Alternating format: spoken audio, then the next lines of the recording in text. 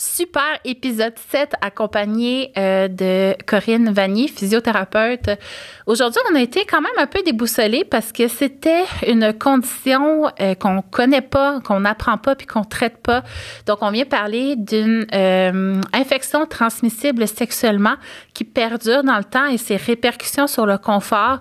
Donc, il y a un grand aspect là, relationnel qu'on n'avait pas notre mot à dire. Par contre, ça nous a amené à parler de satisfaction sexuelle, de frein, d'accélérateur, de perception de notre devoir, de la performance sexuelle aussi. Bref, bel épisode de réflexion. Tout ça pour t'aider à te réapproprier ton plaisir, ta sexualité, ramener de l'amour un petit peu dans tout ça là, par rapport à ton corps à toi. Donc, je te souhaite une super écoute.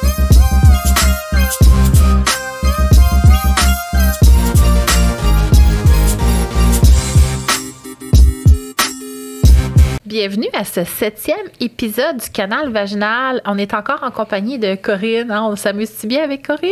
Oui. Sachez, par contre, on va peut-être être encore déconcentré par l'alerte de tornade, les orages et le vent. Parce que même si tu l'écoutes une semaine plus tard, nous, on est encore dans le même local, même jour, même heure. C'est pas très beau et on espère ne pas manquer d'électricité. Mais voilà, on est là pour parler de Pyrénées. Oui. Il n'y en a pas de limite pour parler de Pyrénées. Non. C'est tellement intéressant. Oui, en pleine tornade, on continue. On en parle pendant des heures. Pendant des heures, il faut s'arrêter. C'est ce qu'on s'est dit après notre premier épisode. Oui. Essayons d'arrêter. Donc voilà, Corinne, que je vous invite à suivre encore une fois sur les réseaux sociaux. Là, notre bassin qui est rempli d'histoires pelviennes commence à en avoir un petit peu moins, pareil. Oui. Fait que gênez-vous pas, gang. Si vous êtes inspiré, que vous voulez nous parler de votre vécu, nous, ça va nous faire plaisir d'en discuter. Ce sera peut-être pas avec Corinne cette fois-là, parce que j'invite des physios à chaque fois différentes. Mais voilà, es-tu prête à piger? Oui. À toi l'honneur. C'est celle-là la bonne? Oui. Je le sens. Tiens. OK. J'ai ma technique de scotch tape toute déchirée. OK. Consentement obtenu. Toujours étape important. Oui. Légal. T'étais avocate. Check. Toi, hein? Ah non, j'ai fait 2 ans et demi en droit. J'ai eu un parcours scolaire vraiment all over the place. Okay. J'ai fait 1 an en médecine vétérinaire. Ben oui. On sait le rapport avec le évident. périnée. Puis 2 ans, 2 ans en droit. Puis après la physio. OK. Puis après? Après, je suis là. Tu restes physio? Oui. Tu n'as pas donné humoriste? Non. Ça, je te laisse la faire. On a Madame Rose. J'aime ça. Un nom de fleur. Oui. OK. L'émotion, c'est quoi? T'es prête? Oui. On est dans colère. Irritation, tristesse, bouleversement, écœurement. Il n'y a pas d'émotions négatives. Il y a juste des émotions. Il y en a qui sont plus difficiles, il y en a qui sont plus faciles. Sont désagréables, qu'on dit. Qui sont désagréables. Des émotions désagréables, mais qui sont nécessaires et qu'on ne doit pas refouler. C'est ça. Donc, Madame Rose, on est en colère avec toi. Oui, ça l'aide-tu, ça? C'est de la sympathie, hein? C'est mieux de l'empathie. J'ai 49 ans. À l'âge de 28, j'ai eu une relation non protégée et je me suis retrouvée avec de l'herpès. Pour moi, c'était la fin du monde. Toi, est-ce que tu es à l'aise de parler d'herpès? Dans le sens, est-ce que j'ai beaucoup de connaissances à ce niveau-là? Moi, non. Un peu. On pourra voir si on peut se compléter. Oui, parce qu'en termes de traitement en physio, il n'y a rien qu'on fait différent, là? Non, non. Ben, j'ai déjà eu des clientes qui avaient de l'herpès quand j'étais aussi en présentiel. Mais non, c'est pas le sujet que je connais le plus de fond en comble. Non, c'est ça. OK. Fait qu'on va continuer à voir parce que ça a peut-être des impacts que nous, on peut parler. Parce que c'est ça, les infections transmissibles sexuellement, on ne s'y connaît pas vraiment, là. C'est plus de l'ordre de la médecine. C'est sûr que ça va influencer le traitement. Puis là, si ça crée des douleurs, des lésions, bien, on comprend que ça peut engendrer d'autres problématiques pelviennes comme... D'autres réactions de protection, tout ça. Il y a le lichen qu'on travaille très bien en physio. Mais sinon, c'est ça. Fait que continuons. On va voir où ce qu'elle nous amène avec ça. Donc, la fin du monde, surtout que j'ai appris ce que j'étais prise avec ça pour la vie. Effectivement, ça part pas. Ben oui, toi, à 28 ans, je savais même pas que c'était possible. J'étais anéantie, t'as pas idée. Moi, je savais par contre. Ça, moi, au secondaire, dans mon temps. Ah, que c'était pas possible d'avoir l'herpès? Non, ça, nous, on avait des cours là-dessus quand j'étais petite. Je sais pas si ça se fait encore, mais on apprenait les infections transmissibles sexuellement, lesquelles qui partaient jamais, tu sais. Ah, OK, je comprends. Qu'est-ce que tu veux dire?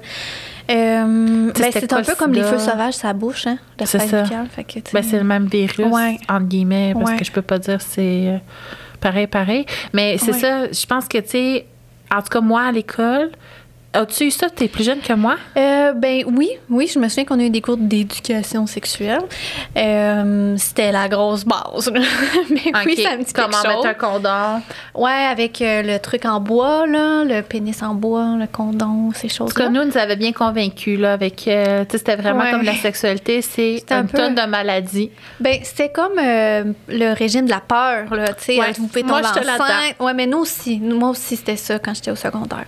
C'est pour ça, j'ai fait une plateforme pour éduquer les ados sur le plancher pelvien avec des professionnels. Puis c'était le mot d'ordre, là, avec les psychologues, puis les sexologues, puis tout ça. Je pense que la peur, on en entend assez parler. Rendons son beau. De ça, hein? Oui, mais il y a quand même un minimum.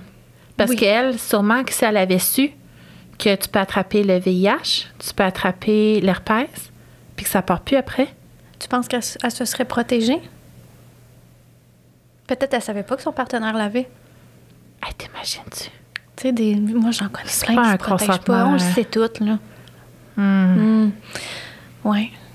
Ah, mais je veux juste faire rebond sur ta plateforme. Il y a une plateforme qui vient de sortir. Pour les tout petits. Pour les tout petits, pour les 3 à 12 ans. 12. Moi, c'est comme adolescents.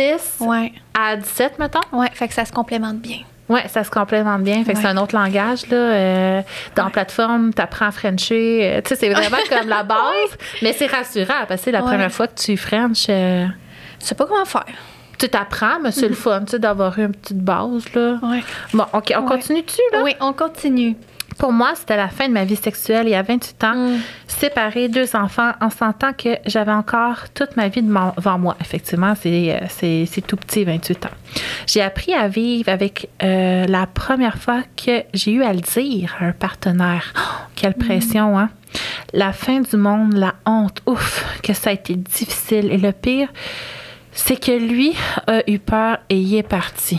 Oh, ça n'a pas dû être facile après ça, hein? Oh mon Dieu, mais déjà, d'avoir le courage, puis après d'avoir le rejet, hey, ça prendrait une psy qui vient en commenter à côté.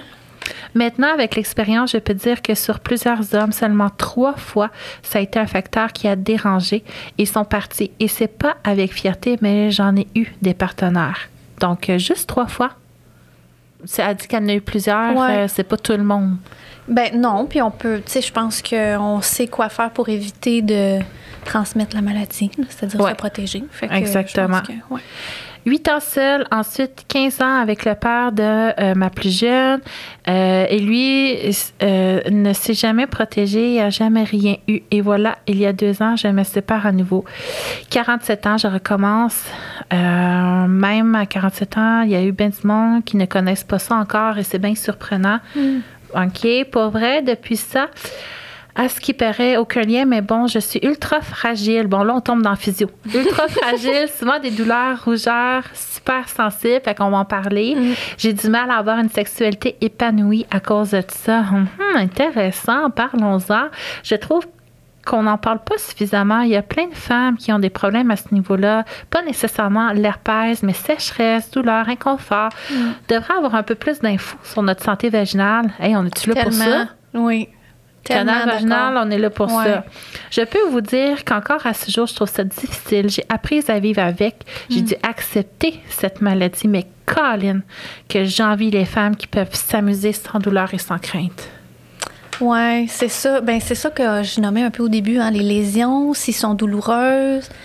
Bien là, si on a de la douleur à l'entrée du vagin parce qu'on a des lésions actives, bien, on s'entend que ça peut aller créer des tensions musculaires, puis que comme là, toute la patente s'ensuit, là, on le sait c'est quoi que ça fait, peut-être du vaginisme, peut-être de la dyspareunie.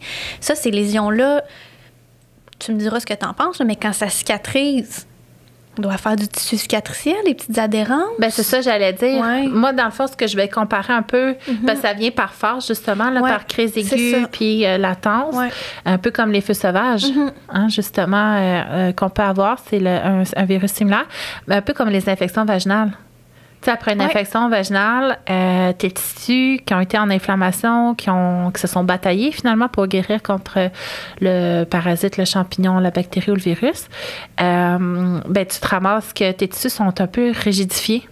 Donc, moi, j'imagine qu'après une crise d'herpès, que tu dois te ramasser avec cette rigidité-là. Puis là, si tu n'as pas appris finalement à réassouplir tes structures, ben ça se rigidifie, ça s'accumule. Puis à un moment donné, ben justement, tu dois arriver à un point que de simplement toucher, ben là, tu es en réaction importante. Vestibulodynie aussi qui peut probablement s'en suivre parce qu'à un moment donné, ça s'accumule. Puis là, le système nerveux, il est écœuré d'avoir mal. Fait que là, il envoie comme de la douleur. Il veut te protéger. C'est ça. Il veut t'éviter une douleur. Ouais. Fait que là, tu vas appréhender. Fait que tu vas avoir des réactions de protection avant même d'avoir une raison d'en avoir une. Tu sais, on n'est pas fou, là, folle. On va toujours se protéger là, d'une douleur.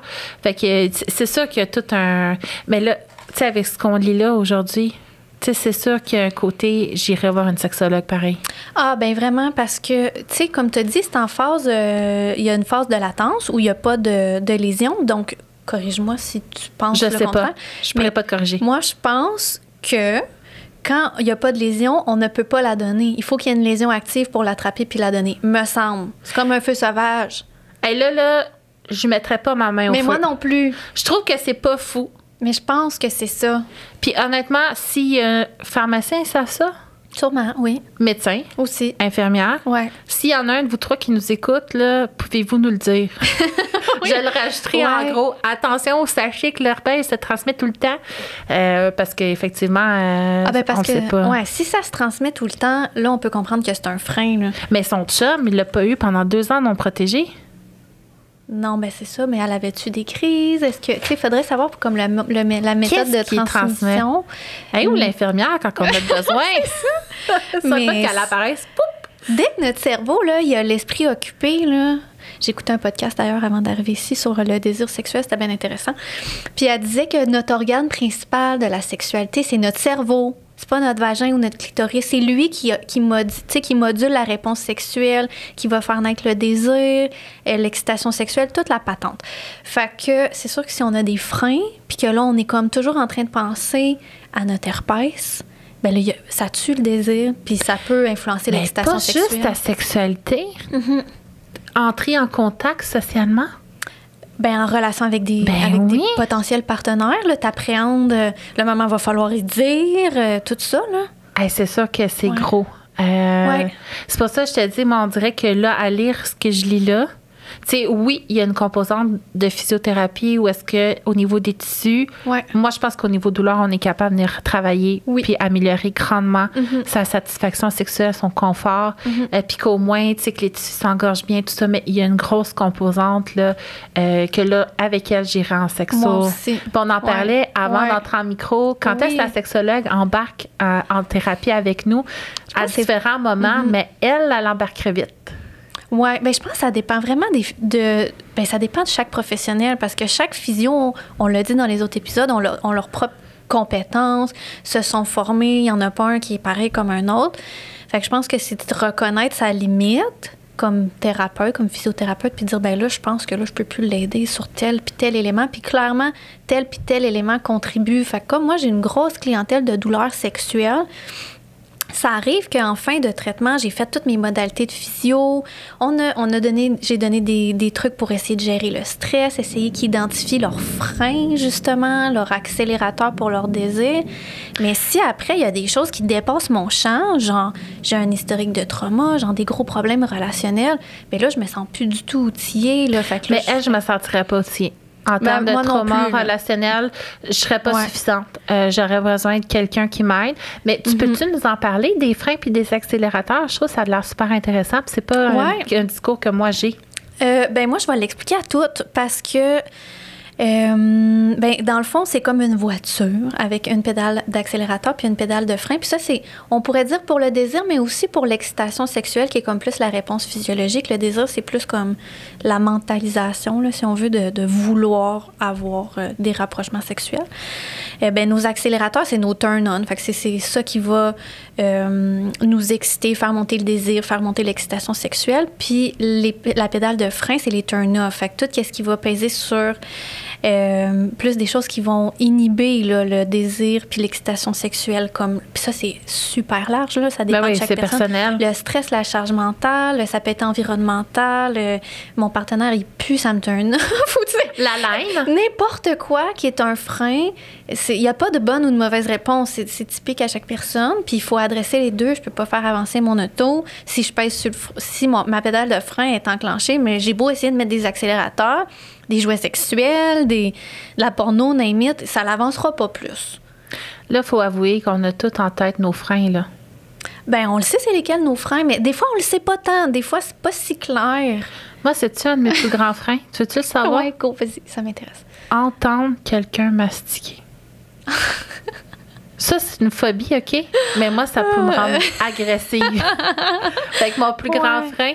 Oui, c'est tellement drôle. J'ai une de mes collègues... On forme maintenant, moi puis une de mes collègues, des pros de la santé qui veulent travailler sur le web. Oui. Parce que, tu l'as vécu, toi, avec... on s'est pris des coachs parce que tu peux pas faire ça toute seule. Non. C'est un monde à part, puis on n'a pas été formé pour ça. Puis c'est pas comme consommer, hein? C'est... vivre des réseaux sociaux versus le consommer, c'est deux planètes différentes. Oui, tellement. Fait que, mais les coachs, souvent, pour eux, un ordre professionnel, c'est limitant, puis ils nous recommandent beaucoup de s'en foutre. Oui, on me l'a dit aussi. Moi, avec. Fait que moi, je me suis mis à former des professionnels de la santé avec les enjeux déontologiques pour travailler du web. Puis ma collègue, Brigitte, elle, des fois, elle va me faire des dictaphones en croquant une carotte. Ah, là, ça vient de chercher, là. Je peux plus écouter. Je sais même pas de quoi qu'elle parle. Ça turn off de toutes mes sphères du corps. Je dis ça si je suis ailleurs. Je n'écoute jamais. Dès que ça commence par la carotte, c'est fini. Fait que voici, tout le monde est au courant maintenant. Mastiquer à l'école. Oh!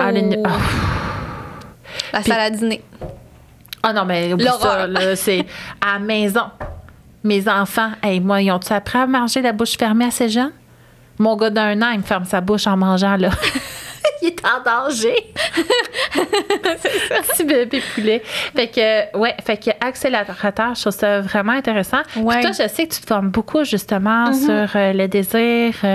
Puis là, tu sais, c'est sûr qu'on est plus comme dans l'acceptation d'une maladie. Puis je pense que tous ces outils-là...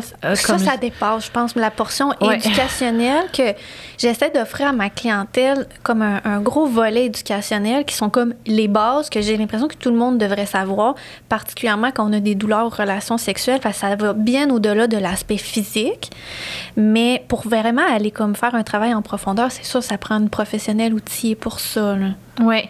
Puis, justement, c'est quoi les petits conseils que tu pourrais donner? Parce que toi, tu travailles majoritairement avec des femmes qui expérimentent... une grosse partie, Oui, des douleurs, des inconforts, une insatisfaction sexuelle. Donc, qu'est-ce que tu voudrais transmettre comme message qui est important pour toi? Ce que j'ai remarqué dernièrement, que j'inclus de plus en plus dans ma pratique, c'est l'importance d'avoir du plaisir puis de l'excitation avant l'insertion. Mais ça, là, je ne parlais jamais de ça avant. Quand j'étais en clinique privée ou même au début quand j'ai commencé comme travailleuse autonome. Fait que j'ai lu récemment, fait que c'est pas moi qui est venue avec ce concept-là quand même, je l'ai appris à quelque part. C'était une physio puis une sexologue qui ont écrit un livre ensemble pour parler de leur approche commune pour régler les douleurs sexuelles. C'est vraiment intéressant. Et ce qu'il disait, c'était si les femmes seraient toutes autour de comme 7 sur 10 d'excitation sexuelle avant la pénétration, il y aurait tellement moins de problématiques de douleurs sexuelles.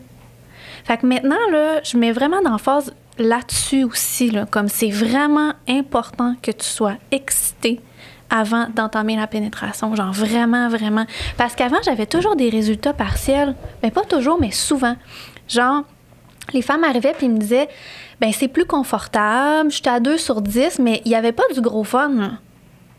c'était comme... Tolérable. C'était tolérable, c'était correct, sans plus. Des fois, il restait un petit quelque chose. Ah, des fois, ça va faire mal encore un peu à 4, mais c'est mieux que mon 8 ou 9 sur 10. Fait que j'avais des résultats quand même avec les exercices de physio, mais il manquait souvent de quoi...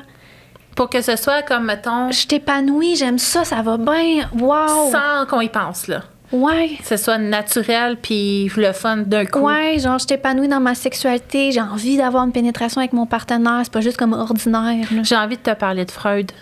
Ouais, vas-y. Veux-tu que je te parle de Freud? Oui, vas-y, Le petit maudit. Il a peut-être fait des choses bien correctes dans la vie, mais il a fait des choses pas mal pas correctes pour nous autres aussi. Là. OK, genre... Freud, ben lui, il a décidé qu'une vraie femme allait jouir du vagin. Ah oui, je t'ai déjà entendu dire ça. Ça n'a pas Ben là, d'allure, faut que j'en ça. parle. Ouais. Là, fais comme si tu savais pas. OK. Savais-tu que Freud avait dit Non. ça? Là, je te l'ai appris, OK? Choquant. C'est choquant. Fait que les jeunes filles jouissaient du clitoris, mais quand tu deviens une vraie femme, tu jouis du vagin. Puis, ben, on s'entend, pour ceux qui savent pas, le clitoris, c'est un petit gland qui sort, mais il y a des grandes pattes qui entourent le vagin. Fait que, tu sais, quand tu jouis du vagin, tu jouis du clitoris par en dedans. Fait que c'est... Puis c'est très rare, hein, qu'on jouit du vagin sans stimuler l'extérieur. Ben, ça se peut-tu? Oui. OK. Oui. Mais c'est rare. Puis là, Mais c'est-tu comme 20 moi, ce que j'ai entendu, que c'est, mettons, uniquement avec le va-et-vient de la pénétration, ça serait comme une femme sur 5 qui pourrait atteindre l'orgasme avec une stimulation comme du col de l'utérus me semble que c'était matché. moins que ça. Possiblement. Mais, tu sais, on s'entend, c'est pas la majorité. C'est pas plus de 50 Non. Ah, puis là, j'ai envie de dire d'autres choses. Mais j'ai pas fini avec Freud, hein? Ouais, Je vais y revenir. Là. J'ai envie de dire que nos orgasmes, c'est un gars, là, il attrape la liberté. Il attrape sa liberté. Il attrape sa puberté. Il éjacule, il y a un orgasme. C'est réglé. Il y a des orgasmes. Ouais. Nous, les femmes, faut comme le trouver, tu sais. Oui, ben c'est à l'intérieur aussi. C'était comme... C'est différent. Ben c'est pas comme les gars, là, qui se réveillent, bang, c'est arrivé. Là. Ouais. Nous, c'est comme on le travaille. Ouais. Et on développe nos capacités orgasmiques jusqu'à au moins l'âge de 40 ans. Ouais, j'ai pas de doute. Oui, puis c'est documenté que les orgasmes les plus... ceux qui arrivent dans un plus jeune âge sont moins satisfaisants que ceux qui arrivent plus tard dans la vie. Fait que, hein? C'est le fun, on peut le Ouais. développer. Il y a plein de choses pour Il y a de développer. l'espoir. Oui, il y a de l'espoir. À ce niveau-là. Mais retournons à Freud, le petit maudit. Oui. Parce que lui, il parle quand même d'une construction de la sexualité. Parce que très longtemps, les femmes, ils étaient vues comme dominées par leur utérus. Fait qu'ils étaient incapables de se contrôler. Ils ne pouvaient pas diriger parce qu'ils étaient contrôlés par leur utérus. C'était des bêtes de sexe qui redemandaient du sexe. Il y a déjà eu la croyance que pour enfanter, pour créer un humain, il fallait que la femme jouisse en même temps que l'homme. Puis c'était complètement l'inverse. Fait que là, les femmes, fallait pas qu'ils jouissent trop vite parce qu'il fallait que le gars soit capable de venir en même temps qu'elle. Fait que là, les gars, il y avait des cours pour faire jouir les femmes, mais les femmes, il fallait qu'ils sortent. Fait qu'on était comme des jouisseuses précoces. My God, hein? Fait que là, on a été construits d'une façon différente. Fait que, tu sais, il y a comme ça s'est développé au travers des années. Puis après ça, la religion est venue nous dire que les femmes bien éduquées n'avaient pas de plaisir. Puis là, Marie est devenue vierge en 1840, là, l'Immaculée Conception. Fait que là, la femme suprême, enfant de vierge, là, fait que toutes les autres le sont Fait qu'on oublie pas. la sexualité là-dedans. Là. Ben, dans le fond, c'est parce que, tu sais, notre domination utérine, où est-ce qu'on jouissait tout le temps puis qu'on voulait tout le temps du sexe, on était des bêtes là, de sexe, ben là, tu sais, il fallait contrôler ça. Fait que là, on est devenu vraiment, tu sais, il fallait pas avoir beaucoup de plaisir. Tu sais, il y a vraiment quelque chose d'historique, de très gros. Fait que Freud, quand il est arrivé avec cette idée-là, tu sais, le clitoris, finalement, il compte pas. C'est juste la pénétration qui compte. Ouais. Puis on a encore cette croyance-là qu'une relation sexuelle, tellement. c'est une pénétration. Oui. Mais ça part de, tu sais, Freud part qui a de contribué, là, mon Ça petit part de coquin. loin. Ouais, ça part de loin. Ouais. Fait que, puis le clitoris, tu sais, même, en tout cas, ma génération, c'est un préliminaire. Ouais, moi, j'essaie d'enlever ce mot-là, mais j'ai de la misère. J'appelle maintenant ça la sexualité non pénétrative. C'est plus long, là, mais... Ben, c'est plus long que préliminaire, on s'entend, mais j'essaie de dire comme ce qu'on fait de non pénétratif ou ben, la relation non pénétrative. Parce que là, ça fait comme, mettons, les gars, ils ont un pénis, les filles, ils en ont pas. Oui, mais ça, c'est un fait. Ben, c'est parce que, dans le fond, les gars, ils ont un pénis, puis les filles ont une vulve, un vagin. Ouais. Fait que tu sais, moi, on m'a indiqué comme ça, tu sais, toi, t'as pas de pénis, t'es une fille. Fait que moi, j'avais le manque, le sentiment de manque, puis ça me prenait un pénis. Fait que quand j'étais petite, j'essayais de faire pipi debout parce qu'il me manquait quelque chose, tu sais. Fait que je sais pas, là, comme on joue sur les mots, là, j'aurais plus tendance à aller vers, c'est notre sexualité à nous. Notre clitoris, c'est notre sexualité à nous. Parce que ça ramène ça au pénis quand on dit non pénétratif. C'est ça. Ouais. Puis moi, c'est bien important qu'on le ramène parce qu'on n'est pas comme un outil à l'homme. On est notre propre outil, puis on peut partager des moments. Mais puis notre corps a été nommé par rapport à l'homme. Fait que, tu sais, on a comme une grosse histoire. De réappropriation. Je pense que c'est ça, il faut qu'on se réapproprie notre vulve, notre vagin, notre clitoris. Puis notre clitoris, ben, c'est le centre de notre relation à nous. Fait que je trouve ça important de le savoir. Puis, tu sais, pour qu'on ait des orgasmes internes, ça prend plus que 30 secondes de pénétration. On peut dire la stimulation externe au lieu de dire non pénétrative aussi. Comme c'est plus externe. Dans le fond, on pénètre pas ni avec un doigt, ni... Parce que souvent, les filles qui ont des douleurs, ou en tout cas celles qui me consultent, ça leur intéresse pas plus d'avoir un doigt qui pénètre dans leur vagin en début de traitement. Là. Ils sont comme... Ben non, je comprends. Moi, je l'ai vécu, là. C'est ça. Ça, j'en ai parlé avec Caroline dans un des podcasts, là. Mais je vais leur dire, là, parce que c'est pas tout le monde qui écoute tous les épisodes, là, mais quand j'avais mes douleurs, puis je m'en fichais-tu, moi, de la pénétration, là? Un couple d'amis avait dit, pauvre Mathieu. Ouais, ça, c'est pauvre lui, tu devrais faire des efforts. Hey, maudit. Ça n'a pas d'allure, hein? Hey, sérieusement, voyons. Ouais, c'est vraiment fâchant. Hey, j'ai mal. Hey, si lui, il avait du plaisir pendant que j'ai mal, il serait fucké en maudit. C'est encore un peu l'espèce de devoir conjugal qui ressort. Puis je pense que les femmes, ça met beaucoup de pression par rapport à ça. Tu sais, peut-être que dans son histoire, il y avait un peu de ça finalement aussi. Là, mais elle vivait pas rien, là. Tu sais, dans le fond, elle se bloquait de tout. Fait que c'est vraiment gros, mais là. Comme la honte qui vient avec le fait de ne pas accomplir, tu sais, cette espèce de devoir-là. Aussi, parce que dans le fond, on t'a rien demandé. C'est pas cool, là. Non. C'est pour ça, j'aurais aimé ça qu'une sexologue soit avec nous. Mais c'est ça. Fait que je pense qu'il y a une grande façon de se réapproprier notre corps. Oui, vraiment. Puis là, le nommer par rapport à nous. Là, tu as donné l'idée de sexualité externe, moi, c'est plus court. Je trouve que ça l'aide à explorer autre chose que la pénétration. Puis souvent, c'est des... Ben, il y a certaines femmes qui vont me dire hey, moi, ça fait longtemps que je fais juste de la sexualité externe à cause que, anyway, je peux pas avoir de pénétration. Hey, Seigneur. C'est sûr qu'ils l'entendent. Je sais pas s'ils l'entendent, genre d'écouter, mais l'orage était... Un gros éclair. Dans le stationnement, là. Seigneur, ça a shaké. Éclair, bang, ça trempe, fait qu'elle était à côté. Mais il n'y a pas de feu, c'est bon, on peut continuer. Puis il y a de l'électricité, c'est ça. Oui, ça, on est chanceuse parce que c'est plate à recommencer du début. Mais, mais en même temps, j'aurais envie de poser la question à la communauté. Oui. Ils appelleraient ça comment, eux? Ah oui, moi aussi, j'aimerais ça savoir. Parce que moi, tu sais, quand j'ai appris que vagin, ça voulait dire étui à épée. Oui. Hey, j'étais en colère, là. J'avais pris une doula qui fait de l'illustration. Elle avait fait une image d'une femme avec 8 bras puis plein de doigts d'honneur. Fait qu'il y avait 8 doigts d'honneur.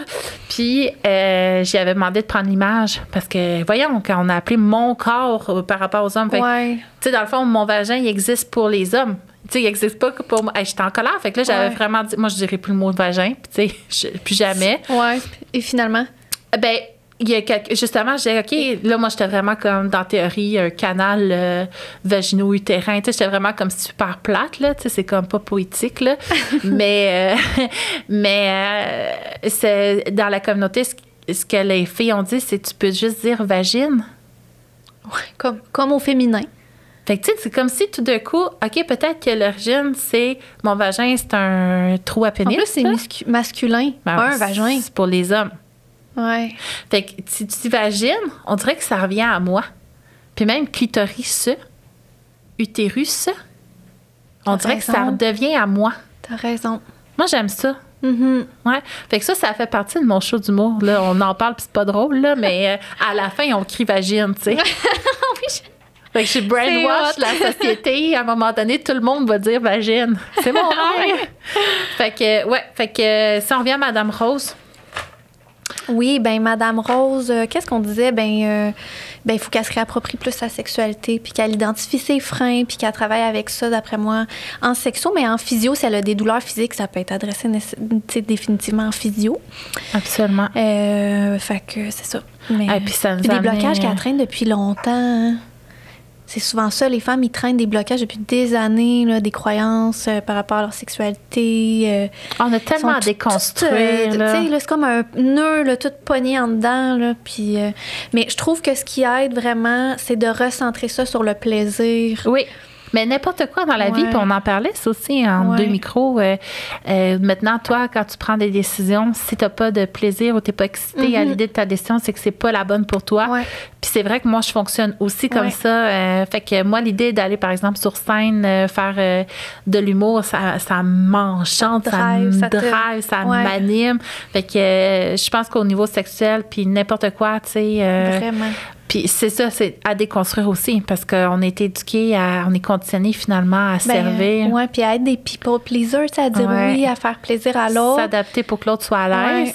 Une autre affaire que j'entends souvent aussi, peut-être c'est le cas de Madame Rose ou pas, c'est pas nécessairement douloureux, mais je suis pas dans le plaisir. Par exemple, je me fais stimuler le clitoris, là, genre comme un bouton pressoir dès le début. Ça fait pas mal, mais clairement, j'ai pas de fun. Mais on n'est pas plus dans le plaisir si on est au neutre, là. Puis comment tu vas avoir envie d'avoir une relation sexuelle si t'as pas de fun? C'est ça. Mais ça, là, je l'entends tout le temps, là. Soit les filles endurent leur douleur, ou soit ils vont endurer des choses qui sont pas douloureuses, mais ils vont aller avec des pratiques, finalement, qui sont pas dans le... C'est pas plaisant. Ils n'ont pas de fun, ils n'ont pas d'excitation sexuelle. Mais là... Faut qu'on se découvre nous-mêmes. Oui. Avant de se découvrir à 2.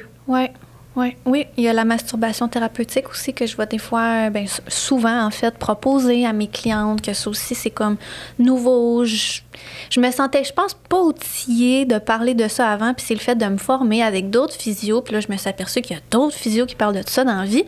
Fait que là, ça m'a comme inspiré moi aussi à inclure ça là, dans mes modalités de traitement. Là. Puis écoute, moi, Joanie de Dr.G. Oui.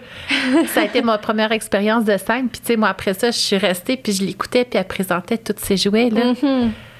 Écoute, t'en as pour tous les goûts. Mm-hmm. Puis moi, je l'écoutais, puis j'étais, aïe, OK, je sais pas trop, tu sais, faut-tu que je les achète toutes?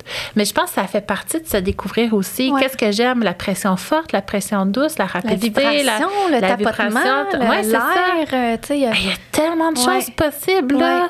Je pense que je conclurais ça demain.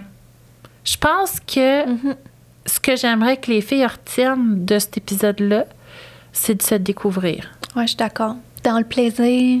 Oui. En mode pour elle. Exploratrice, sans jugement, sans pression d'avoir un orgasme aussi. Il y en a qui vont me dire, ben non, je me masturbe pas, j'arrive pas à avoir un orgasme. Tu sais, c'est comme tout le temps le but final de la performance, c'est comme enlever ça, là. Se découvrir parce qu'on s'aime. Puis ça, j'ai une de mes amies, elle avait fait une publication sur son page personnelle, elle disait, c'est quand la dernière fois que je me suis fait l'amour? Il y en a jamais. Il y en a que c'est jamais la réponse. Ben c'est ça. C'est quand la dernière fois je me suis caressée, je me suis touchée d'amour. Ouais. Tu sais, c'est... En tout cas, moi, ça m'avait comme un peu choquée parce qu'effectivement, on a plus la performance tout le temps en tête, vite. C'est quoi le but? Let's go, on rentre là-dedans. Mais effectivement, ça peut être plus que ça. Puis je pense que ça peut être intéressant de le découvrir. Oui, définitivement. Fait que faites-vous l'amour, les filles. Je vais-tu avoir une plainte à l'heure, tu penses? On se saura l'année prochaine.